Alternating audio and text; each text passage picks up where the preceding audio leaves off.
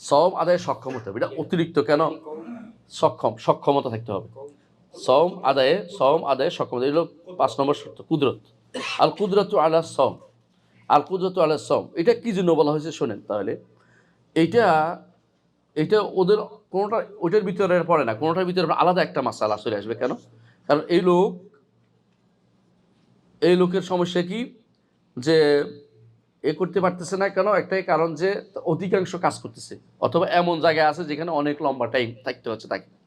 ওই যে আমরা একটু আগে বলেছিলাম যে যেখানে 22 ঘন্টা, অথবা যারা সারাদিন কাজ করে ওদের উপর সওম ফরজ, কিন্তু সমস্যা হচ্ছে কি, সে এই সময়ে রাখতে পারতেছে না, তখন তার উপর কি সওম ফরজ হবে না? অবশ্যই ফরজ হবে। তবে এটা সে অন্য সময় কি করতে হবে? অন্য সময় কাজা করতে হবে, অন্য সময় কাজা করতে হবে।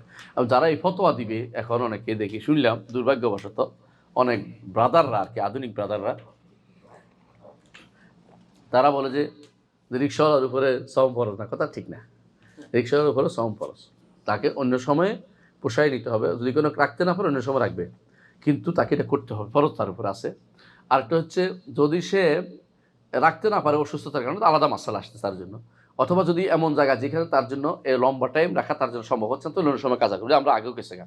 তাহলে কিন্তু শুধু কাজের কারণে, কাজের দেখাইয়া কোনো ব্যক্তি সওম ভঙ্গ করার অনুমতি তার নাই। কথা বুঝছেন তো? জি।